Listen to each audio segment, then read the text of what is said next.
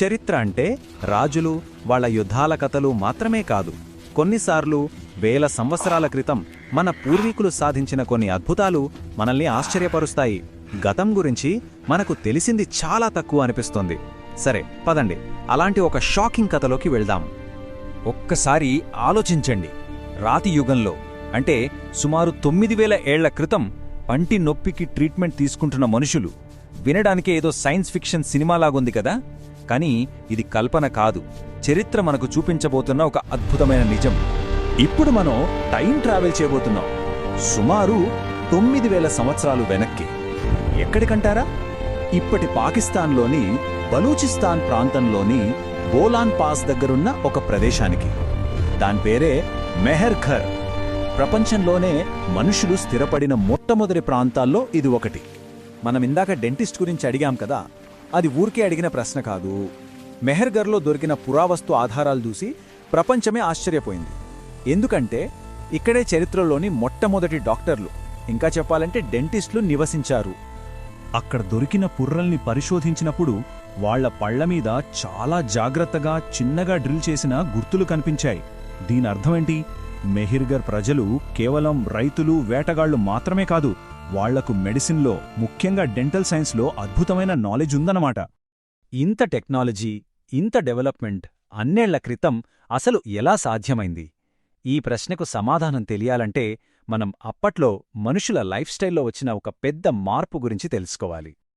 అప్పటిదాకా మనుషులు ఎలా బతికారు? ఆహారం కోసం వేటాడుతూ ఒకచోట నుండి ఇంకో చోటికి తిరుగుతూ గుహల్లో ఉండేవారు.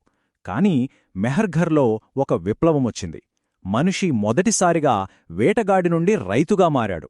ఒకే చోట స్థిరపడి ప్లానింగ్తో బతకడం మొదలుపెట్టాడు. ఇంతకీ ఈ మార్పు ఎలా వచ్చింది? వాళ్లు గోధుమ, బార్లీ లాంటి పంటలు పండించడం స్టార్ట్ చేశారు. అంతేకాదు, మేకలు, గొర్రెలు, ఎద్దులు లాంటి జంతువులను పెంచుకోవడం మొదలుపెట్టారు. దాంతో వాళ్లకు ఫుడ్ కోసం తిరగాల్సిన అవసరం తప్పింది. ఆహారం గ్యారంటీగా దొరకడం మొదలైంది. ఇదే మానవ నాగరికతకు పునాది వేసిన అతిపెద్ద అడుగు. సరే, ఇప్పుడు ఆహారానికి లోటు లేదు. సో జనాలు ఒకచోటు నుంచి ఇంకోచోటికి వెళ్లటం ఆపేసి పర్మనెంట్గా ఒకే దగ్గర ఉండటం స్టార్ట్ చేశారు. గుహలను వదిలేసి సొంతంగా ఇళ్లు కట్టుకోవడం మొదలుపెట్టారు. ఇవి చూడండి, వాళ్లు కట్టుకున్నవి ఏవో చిన్న చిన్న గుడిసెలు కాదు, పక్కా ప్లానింగ్తో కట్టిన ఇళ్ళు. మట్టి ఇటుకలతో. ఒక్కో ఇంట్లో 4 నుండి 5 గదులు, వంటకొక రూమ్, పడుకోవడానికి ఇంకో రూమ్, వస్తువులు దాచుకోవడానికి స్టోర్ రూమ్. వావ్! వాళ్లు ఎంత ఆర్గనైజ్డ్గా ఉండేవారో కదా. అంతేనా, వాళ్లు పండించిన ధాన్యాన్ని దాచుకోవడానికి పెద్ద పెద్ద గిడ్డంగులు కూడా కట్టారు. అంటే వాళ్లు కేవలం ఆ రోజు గురించే కాదు, భవిష్యత్తు గురించి, రాబోయే రోజుల గురించి కూడా ఆలోచించారన్నమాట. ఇది చాలా పెద్ద విషయం.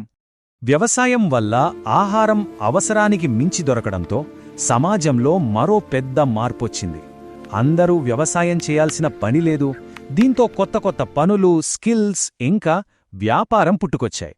ఫుడ్ మిగులు ఉండటంతో కొంతమంది వేరే పనులు నేర్చుకున్నారు. కొందరు కుండలు చేసే కుమ్మరులుగా మారితే మరికొందరు అందమైన పూసలు, ఆభరణాలు చేసే కళాకారులుగా మారారు. చెప్పాలంటే ఇవే ప్రపంచంలో మొట్టమొదటి ఉద్యోగాలు. ఈ కొత్తగా తయారైన వస్తువులని వాళ్లు వేరే ప్రాంతాల వాళ్లతో మార్చుకోవడం మొదలుపెట్టారు. ఇదే ప్రపంచంలోని మొట్టమొదటి వాణిజ్య వ్యవస్థల్లో ఒకటి. ఇక్కడే మనిషి కేవలం బతకడం నుండి అభివృద్ధి చెందడం వైపు మొదటి అడుగు వేశాడు. చూశారుగా ఈ నాగరికత ఎంత గొప్పదో. వ్యవసాయం, ఇళ్ల నిర్మాణం, వైద్యం, వ్యాపారం, ఇలా ఎన్నో విషయాలకు వాళ్లు పునాది వేశారు. కాని ఈ కథకు ముగింపంత సింపుల్ కాదు. దానిలో ఒక పెద్ద మిస్టరీ ఉంది. ఒక్కసారి వాళ్ల లెగసీని చూస్తే మొట్టమొదటి రైతు, మొదటి బిల్డర్, ప్రపంచంలోనే మొదటి డాక్టర్ అన్నీ ఇక్కడే మొదలయ్యాయి. మనమిప్పుడు జీవిస్తున్న ఆధునిక సమాజానికి మూలాలు మెహర్ఘర్లో చాలా స్పష్టంగా కనిపిస్తాయి. అయితే ఇంత అడ్వాన్స్డ్గా ఉన్నప్పటికీ కాలక్రమేణా ఆ గొప్ప నాగరికత మొత్తం కనుమరుగైపోయింది. వాళ్లకు ఏమైంది? ఎందుకు ఆ ప్రాంతాన్ని వదిలి వెళ్లాల్సి వచ్చింది? ఈ ప్రశ్నలకు ఇప్పటికీ చరిత్రకారుల దగ్గర సరైన సమాధానం లేదు. చరిత్రలో దాగి ఉన్న ఇలాంటి ఎన్నో ఆశ్చర్యకరమైన కథలను తెలుసుకోవాలనుకుంటే మమ్మల్ని ఫాలో అవ్వండి. ఎందుకంటే మనం తెలుసుకోవాల్సింది ఇంకా చాలా ఉంది. చివరగా ఒక్క ప్రశ్నతో ముగిద్దాం. వేల సంవత్సరాల క్రితమే ఇంత జ్ఞానంతో ఇంత ప్లానింగ్తో బతికిన ఆ ప్రజలు చివరికి ఏమయ్యారు? వాళ్ళు ఎక్కడికి వెళ్ళిపోయారు? ఈ ప్రశ్న మనల్ని ఎప్పటికీ ఆలోచింపచేస్తూనే ఉంటుంది.